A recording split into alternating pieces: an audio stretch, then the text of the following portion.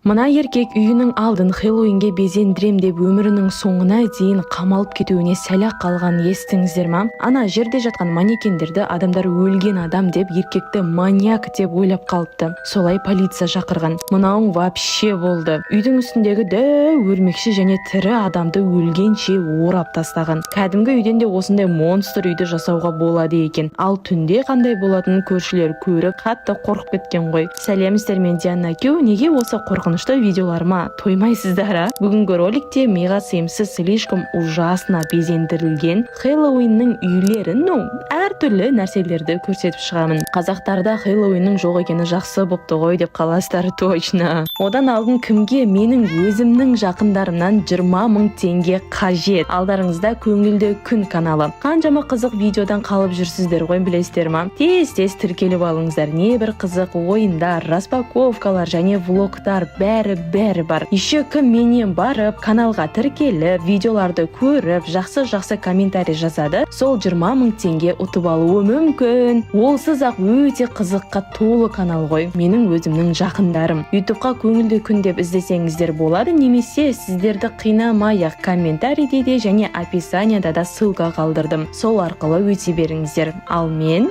жалғастырайын онда. Кәдімгі машина еді, енді машина пауыққа айнала салды, бірақ түсінбедім. Астындағы скелеттер не істеп тұр? Машинаға қарсы шығып тұр ма? Ал бұны 2020 жылы коронавирус барлық жерде карантин кезде жасаған екен. Скелеттердің қолдарында коронавирус типа доп сияқты ойнап отыр, ал төбеде врач скелеттер тұр. Ал тағы да скелеттер, бірақ бұл жолы үйге шығып өрмелеп жатқандары жаман көрінеді екен көзге. Бұл бір кинодан алынған екен. Араларыңызда білетіндер бар ма? Типа жерден шығып тұрған гигантский червяк адамдарды қалай жеп жүргенін жасаған. Мына ойын есіме түсіп кеткені ше, кім біледі? Қазір хит болып жатыр ғой. Мен TikTok'тан көп көріп жүрмін. Бір өзге ғаламшарлық червяк бүкіл бір семьяны жоқ қылып жібереді, в общем. Жаңа үйге шығып жатқан кішкентайлау скелеттер жетпесе, онда міне гигант скелеттер үйді жаулап алған уже. Скелеттер қояма жоқ па өзі бүгінгі роликте? Бұл енді денесі өрмекші, ал басы череп. Қатты ұнағандарының бірі осы болды. Әрі қорқынышты, әрі әдемі жасап қойыпты. Бірінші кәдімгі әдемі үйдің алды болып тұрады да, кейін бірден мазаратқа айнала салады. Үйдің егесі неше адамды өлтіріп тастаған сонда? Білесіздер ме, садовые гномы деген бар. Олардың негізгі түрі осы, ал мыналары уже Хэллоуинге арналып жасалынғандары. Көшеден өтіп бара жатқанда балалар қорықпай ма осы? Бейшара кукла не істеп қойды екен? Клеткаға бір өзін қамап қойыпты. Ойбай, осындай да Хэллоуинге безендіру болады екен ау. Басқа асқабаққа жаным ашып тұр менің. Скелеттер біреуді өлтіріп қойып, енді өлі денені, яғни трупты тығып қояйын деп жүр. Үйіңді қалағаныңша білгеніңді жасай ғой, бірақ көшеде нең бар? Типа дәу скелеттің жер астынан шыққанын ба жасап қойған ғой. Машиналар қалай өтеді енді? Құлаған талды көтеріп жатқандары да бар. Ал мынаны ойлап табуды қойшы, үйдің үстіндегі дәу айдаһарды жасатуға қанша ақша кетті десеңіздерші. Азанда тұрасыздар да, үйден шыққан кезде есіктің алдында дәл осы біреудің өлі денесі жатса, түрмеде отырмын болды деп елестете беріңіздер. Үйден де үлкен өрмекші. Тағы да америкалықтардың жасағаны.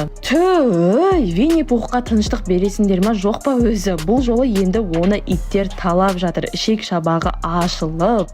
Қараңыздар, біреу терезенің алдына маньяк жасап қойып алып, еще үйдің егесі, чота үйіме ешкім келмей қойды ше деп мұңайып жүр екен. Біліп тұрма осы терезесінің кесірінен екенін өзі? Манекендердің қолдарын суға салып қойған, типа суға шөгіп кетіп шығамай жатқан адамдардың иллюзиясын беріп тұр. Кім ойлап тапса да, молодец, басын қатты істейді екен.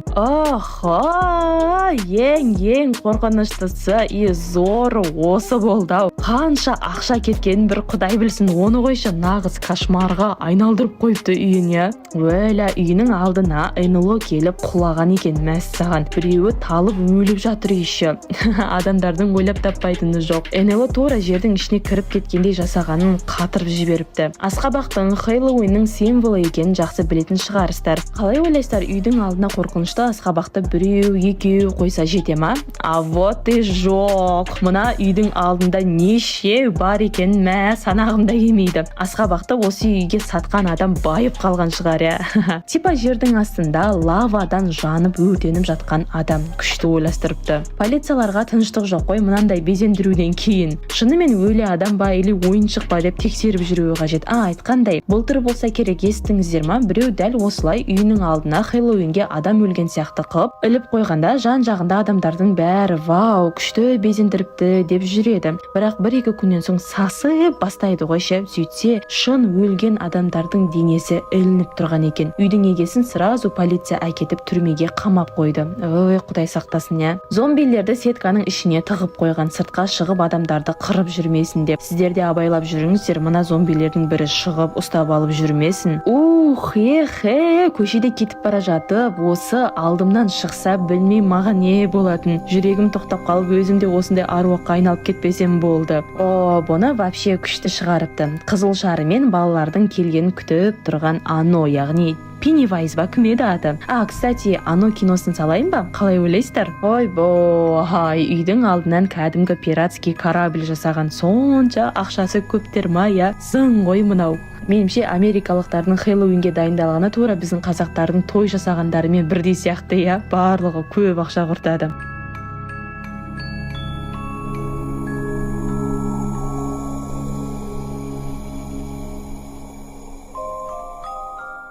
Алыңдар ал, видеозвонокпен сөйлесіп отырған скелеттер. Бұл гүл негізі өтірік жасалынғаны ғой, бірақ шын өмірде шынымен де осындай гүлдің бар екенін білесіздер ма? Жәндік былай тұрсын, даже адамның қолын ұстап алса да жей береді. Өте опасный. Сырттама бір жерде көріп қалсаңыздар, жоламаңыздар, вообще қолдарыңызды тықпаңыздар аузына. Жаңағы зомбилер ақыры қамалып тұрған сеткадан шығып кетіпті. Енді бір үйдің сыртына өрмелеп жатыр. Зомбилердің басы істемейді деген рас-ау. Есіктен кірудің орнына үйге өрмелеп атқаны ше.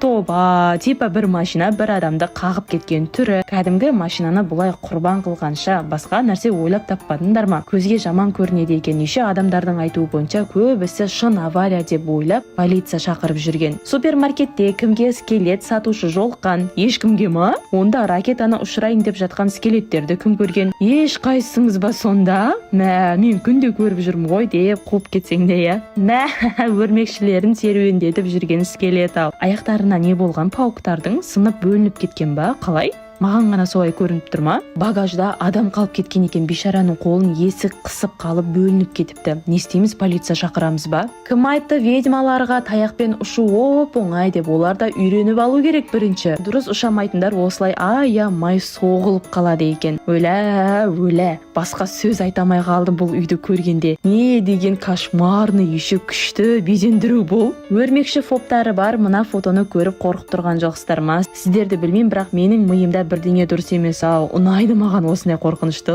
нәрселер. Гигант өрмекшіден аман қаламаған, ұсталып өліп қалған адамдар. Бүкіл ужас киноның персонаждарын жинап алу деген осы ма? Тоқтарыңыз жетсе үйдің ішіне кіріңіздер ал. Жетпейді ау, сол деп қоям.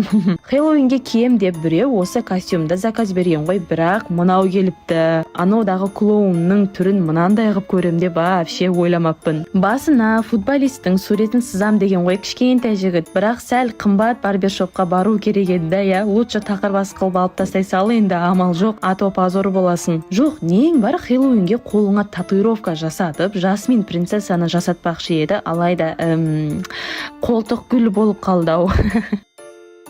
Араларыңызда кімге Хэллоуин мерекесі ұнайды? Комментарийде жаза кетіңіздер. Негізі бізде де Хэллоуинда тойлайтындар көп, я? Торговый центрлерде әдемілеп безендіріп қойған жерлерді өзім көп көріп тұрам. Ал видео ұнаған болса лайк басамыз, комментарий жазамыз және каналға тіркелеміз. Жаңағы көңілді күн каналына да тіркеліп алуды және видеоларын көруді ұмытпаңыздар. Ал сіздермен болған Диана Q, келесі роликте кездескенше.